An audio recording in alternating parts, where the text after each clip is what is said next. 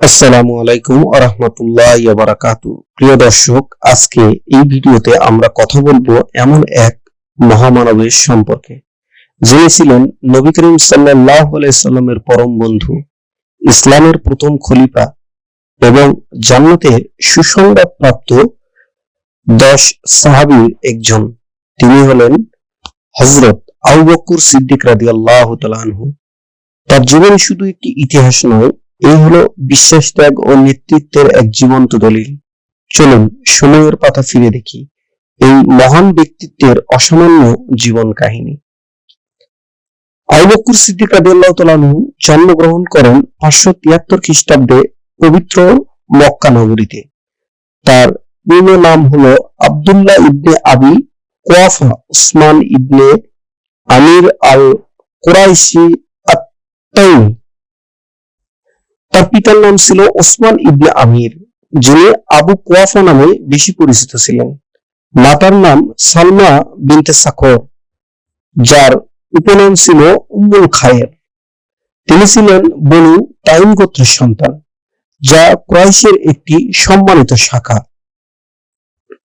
মজার ব্যাপার হলো, আবু বকর সিদ্দিক রাদিয়াল্লাহু তাআলা আনহুর বংশধারা ষষ্ঠ পুরুষে গিয়ে নবী মুহাম্মদ সাল্লাল্লাহু আলাইহি ওয়াসাল্লামের বংশধারার সাথে মিলিত হয়। তিনি ছিলেন তার পিতামাতার 12 সন্তানের একজন। তার 6 ভাই ছিলেন: মোতাক, উতাইক, আব্দুল্লাহ, কুদাইর, আব্দুর রহমান এবং আবু বকর সিদ্দিক রাদিয়াল্লাহু তাআলা আনহু নিজে। আর 6 বোন ছিলেন: উম্মে আমর, ফাদরা, কাবিরা, উম্মে হাকিম, হাবিবা এবং উম্মে সালমা। তার পিতা আবু কুয়াফা মোট 4 জন স্ত্রী বিবাহ করেন। যুবক বয়স থেকে আবু বকর সিদ্দিক রাদিয়াল্লাহু তাআলা আনহু মক্কার একজন সফল ও সৎ ব্যবসায়ী হিসেবে পরিচিত লাভ করেছিলেন। বনু তাইম গোত্রের মূল পেশা ছিল বাণিজ্য। আবু বকর সিদ্দিক রাদিয়াল্লাহু তাআলা আনহু এর পারিবারিক পেশাকেই গ্রহণ করে নেন এবং এতে তিনি অসাধারণ সাফল্য অর্জন করেন। তিনি মূলত কাপড়ের ব্যবসা করতেন। মক্কায় তার একটি দোকান ছিল, যেখানে তিনি নানা প্রকারের কাপড় ও পোশাক বিক্রি করতেন। তার দোকানটি ছিল মক্কার শৌক আল লুল বাজারের একটি নির্দিষ্ট স্থানে। সদাচরণ ও সুনাম, তার ব্যবসায়িক সততা ও ন্যায়পরায়ণতা এবং গ্রাহকদের সাথে সদাচরণের জন্য তিনি সারা মক্কায় আস-সাদিক বা সত্যবাদী উপাধিতে ভূষিত হন। মানুষ তার কাছে টাকা জমা রাখত, বিশ্বস্ত বোধ করত, কারণ তিনি ছিলেন চরিত্রে অত্যন্ত দৃঢ় ও আমানতদার। অন্যান্য কুরাইশ ব্যবসায়ীদের মতো তিনিও ইয়েমেন, সিরিয়া এবং অন্যান্য স্থানে বাণিজ্যিক কাভার নিয়ে যেতেন। এই সফলগুলোর পরিবর্তে তার দূরদর্শিতা ও পরিচিত বৃদ্ধিকে সহায়ক হয়। এই সফর ব্যবসায়ী জীবনেই তাকে আর্থিকভাবে সচ্ছল করেছিল, যা পরে ইসলামের প্রতি তিনি অবিশ্বাস্য রকমের ব্যয় করেছিলেন। আবু বকর সিদ্দিক রাদিয়াল্লাহু তাআলা আনহু রাসূল সাল্লাল্লাহু আলাইহি ওয়াসাল্লামের বন্ধুত্বের গোড়াপত্তন হয় নবুয়তেরও বহু বছর আগে। তারা প্রায় সমবয়সী ছিলেন। আবু বকর সিদ্দিক রাদিয়াল্লাহু তাআলা আনহু 2 বছরের ছোট ছিলেন। একই সমাজে দুইজনই আলোচিত ব্যক্তি। তাদের বন্ধুত্বের মূল ভিত্তি ছিল সদাচরণ, সততা ও বিচক্ষণতা। দুইজনই জাহিলি যুগের কুসংস্কার ও পাপাচার থেকে অনেক দূরে ছিল। তারা হিলফুল জুলফুল নামক একটি সংগঠনের সদস্য ছিলেন, যেটি নিপীড়িত মানুষের সাহায্য ও অন্যান্য সহযোগিতায় ব্যবহৃত হতো। দুইজনে ব্যবসায়িক হওয়ায় তাদের মধ্যে পেশাগত সম্পর্ক গড়ে উঠেছিল। তারা ব্যবসা বাণিজ্য ও সাময়িক বিষয়ে পরস্পরের সাথে পরামর্শ করতেন।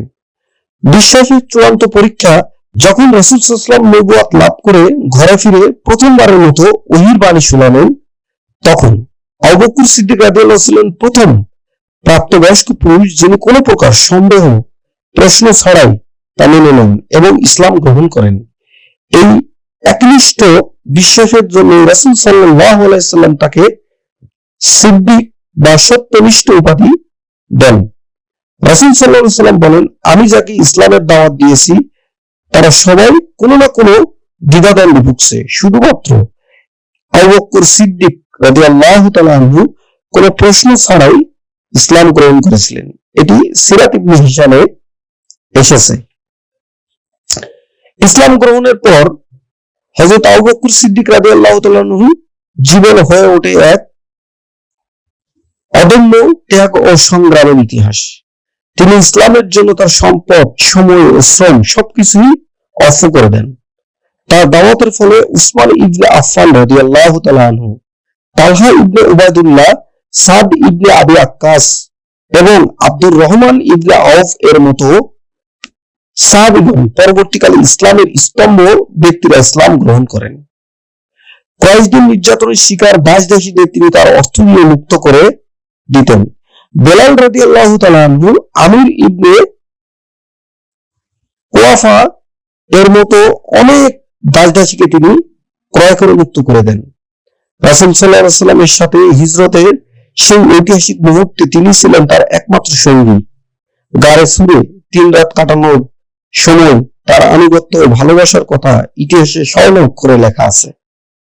সমস্ত সম্পদ অর্থ তাবুকের যুদ্ধের সময় রাসূল সাল্লাল্লাহু আলাইহি সাল্লাম যখন সাহায্যের আহ্বান জানালেন, আবু বকর সিদ্দিক রাদিয়াল্লাহু তাআলা আনহু তার জীবনের সমস্ত সম্পদ সঞ্চয় অর্থাৎ 40,000 দিরহাম নবীজির পায়ের কাছে এনে রাখেন। যখন নবী সাল্লাল্লাহু আলাইহি সাল্লাম জিজ্ঞেস করলেন, পরিবারের জন্য কি রেখে এসেছো? তিনি বললেন, আল্লাহ তার রাসূল ছাড়া আমার ঘরে আর কিচ্ছু নেই। রাসূল সাল্লাল্লাহু আলাইহি সাল্লাম ওফাতের পর মুসলিম উম্মাহ যখন চরম সংকটে, তখন আবু বকর সিদ্দিক রাদিয়াল্লাহু তাআলা আনহু হয়ে উঠলেন সেই মহান নেতা, যিনি উম্মাহকে একত্রবদ্ধ করেন এবং ইসলামের প্রথম খলিফা নির্বাচিত হন। খেলাফতকালীন তার 2 বছরের খেলাফতকালে তিনি অত্যন্ত ঘটনাবহুল রিদ্দার যুদ্ধ, মতার ধর্মত্যাগী ভণ্ড নবীদের বিরুদ্ধে তিনি কঠোর অভিযান চালান এবং আরব উপদ্বীপে ইসলামের ভিতকে শক্তভাবে প্রতিষ্ঠিত করেন। কোরআন সংকলন ইয়ামার যুদ্ধে বহু হাফেজদের শাহাদাতের পর তার নির্দেশে হযরত জাহিদ ইবনে সাবিত রাদিয়াল্লাহু এর নেতৃত্বে কোরআন মসজিদকে একত্রিত করে একটি মুসআফে অর্থাৎ পান্ডুলিপিতে রূপান্তরিত করেন। এটি ছিল ইসলামের ইতিহাসে এক যুগান্তকারী কাজ। 634 খ্রিস্টাব্দে হিজরি 13 সনে তিনি জ্বর রোগে আক্রান্ত হয়ে 63 বছর বয়সে ইন্তেকাল করেন। তাকে তার প্রিয় বন্ধু রাসূল সাল্লাল্লাহু আলাইহি সাল্লামের পাশে দাফন করা হয়। তিনি 4 জন স্ত্রীকে, তিনি ব্যক্তিগত জীবনে 4 জন স্ত্রী নিয়ে সংসার করেছিলেন। কোতাইলা, উম্মে রোমান, আসমা বিনতু উমাইস এবং হাবিবা বিনতু খারিজা।